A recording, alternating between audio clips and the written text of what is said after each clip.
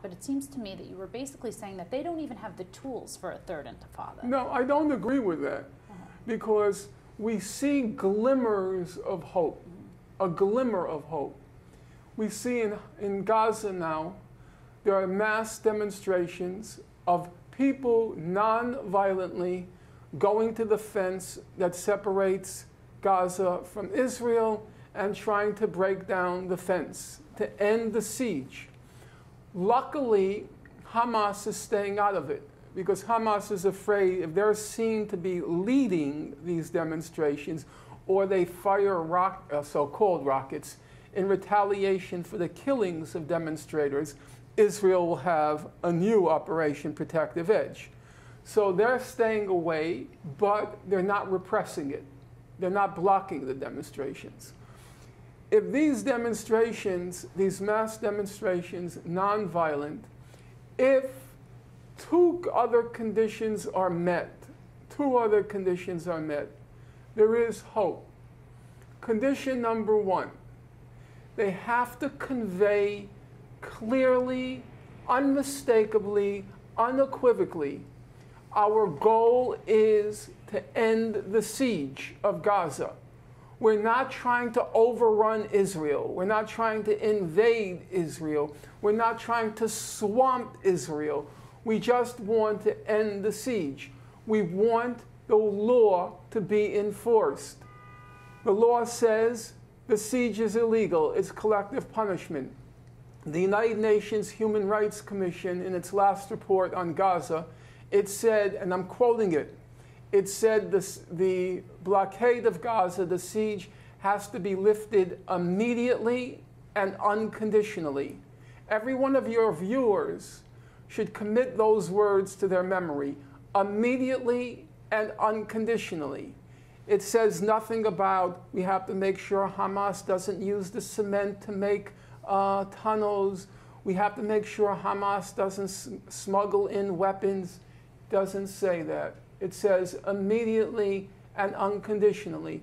So some people may say, well, what do you expect from the UN Human Rights Council? Well, remember, that particular commission was chaired by Mary McGowan Davis. She is a New York State judge. New York State judge, not a third world judge or a anti-Semitic judge, New York, and she said, and the report said, it has to be lifted immediately and unconditionally. If they continue to be nonviolent, if they make clear all we want is to see the law enforced, that's all we're asking. And the third condition is us here. On their own, they can't do it for just the reason you said. They don't have the tools. They don't have the access. They're not able to communicate with the public in the West and say, all we're asking is to end that illegal, inhuman, immoral siege. That's our job. We have to convey to the public the legitimacy, the elementary, the basic legitimacy of what they're asking. And we have to rise to the occasion. If they are willing to risk their lives, which they're doing, the last time Israel shot down, I guess, 7 Gazans who were non-violently demonstrating. We have to, if they're willing to risk their lives, then we have to be willing to put our bodies on the line. And you know and I know in the West, that doesn't mean you're going to get shot. What it simply means is we have to close down the United Nations in New York, and we have to close it down in Geneva. And we have to do the nonviolent civil resistance here with one demand. United Nations, enforce your law. The law wasn't made by the Palestinians. That's the international law that you are supposed to be enforcing. Enforce your law. Your own UN Human Rights Commission said that blockade, that immoral, illegal, inhuman blockade that's now gone on for 10 years, enforce your law. I do hear you, but you know, you're also one to deplore the violence of the Israelis on the Palestinians. What about the violence that's put upon the Israelis by the Palestinians? Look, I have studied international law. In fact, I taught it in Turkey this past academic year, and I taught the laws of war. There's a lot in international law that I don't agree with. It doesn't make any sense to me. But now is not the time or place for a seminar on international law, on international humanitarian law, what's called the laws of war. The basic point is this. You can't expect Palestinians to act according to the law if the other side gets to get away with murder. That doesn't make any sense to me.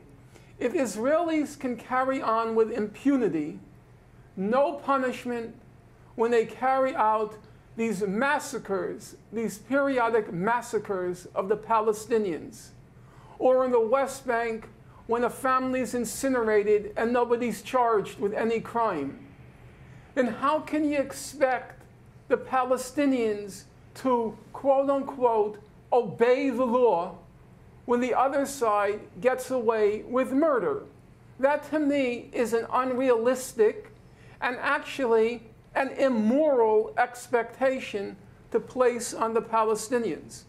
Now, as my co-author, Jamie Stern Weiner, as he said, he keeps reminding me when I get a little bit hot under the collar on this issue, he says you have to remember the main beneficiaries of the law are oppressed people, not the oppressor. Israel killed 550 children in Gaza during Operation Protective Edge. The Palestinians killed 1 Israeli child. Ratio, you can figure that one out, even if you didn't take calculus in high school, 555 to 1. Israel destroyed 19,000 Palestinian homes in Gaza during Operation Protective Edge. Hamas destroyed 1 Israeli home. 1. Again, you don't need rocket science to figure out the ratio, 19,000 to 1. So if the law were enforced, obviously the main beneficiary would be the Palestinians, because they are the overwhelming losers from the lawlessness. Israel has carved out a zone of lawlessness. And then you can't expect Palestinians to act according to the law in a zone of lawlessness. And it's everyone is guilty in enabling Israel to carry on in a lawless fashion.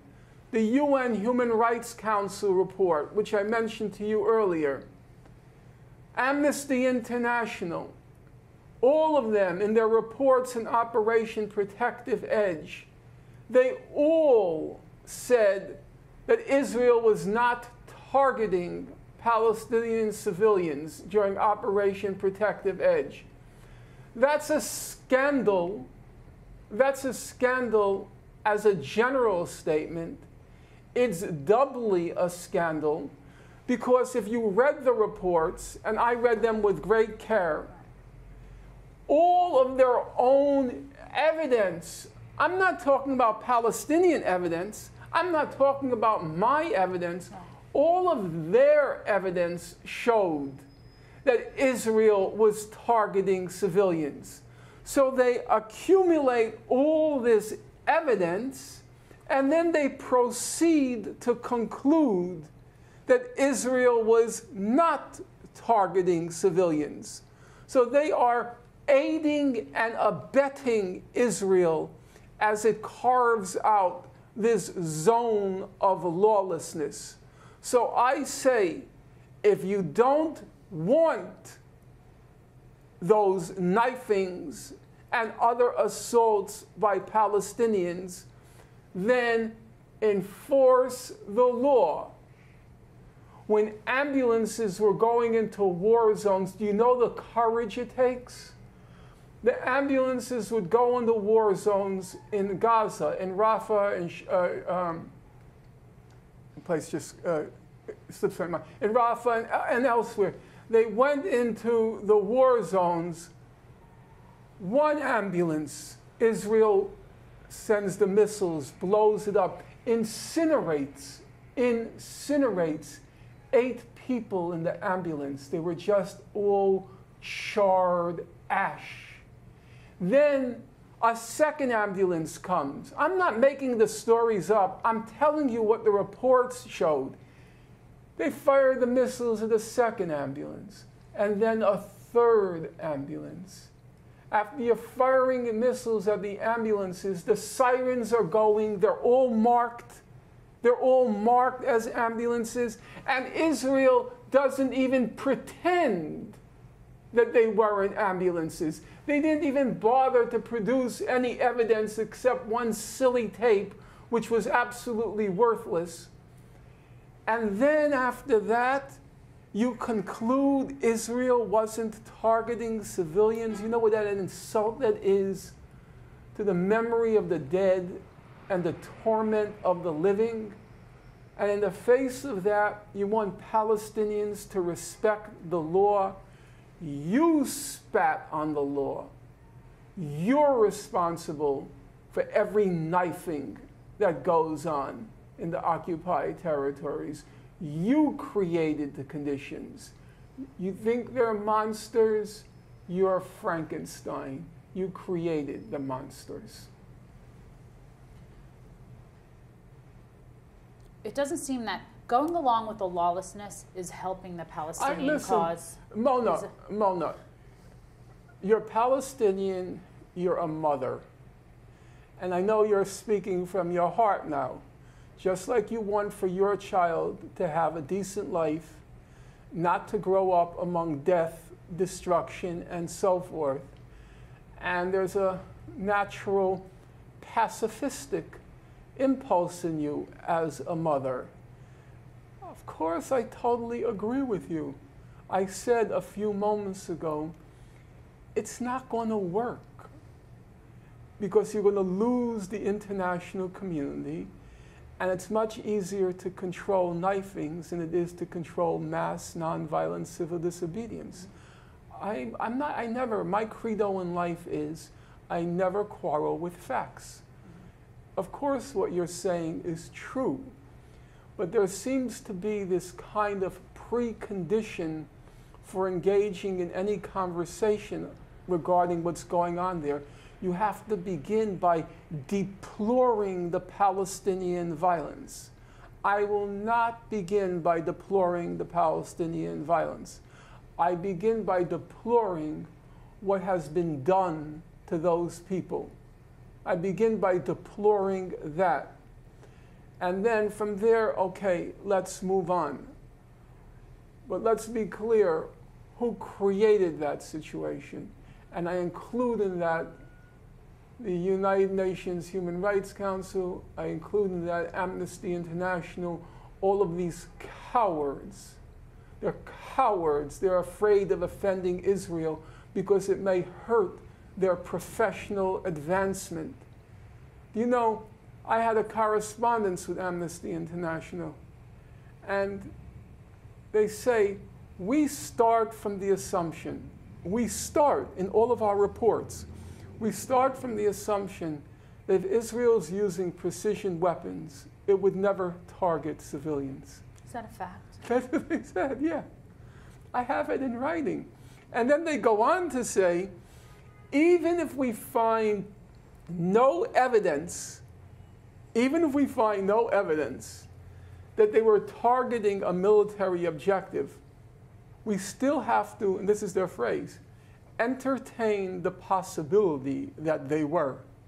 Even if they have no evidence, they still have to entertain the possibility that Israel, well, if that's your standard, Israel would never target civilians, then why aren't you working for the Israeli Foreign Ministry? Why are you working for Amnesty International? Are you going to tell me that when those 4 children were playing hide and seek in Gaza.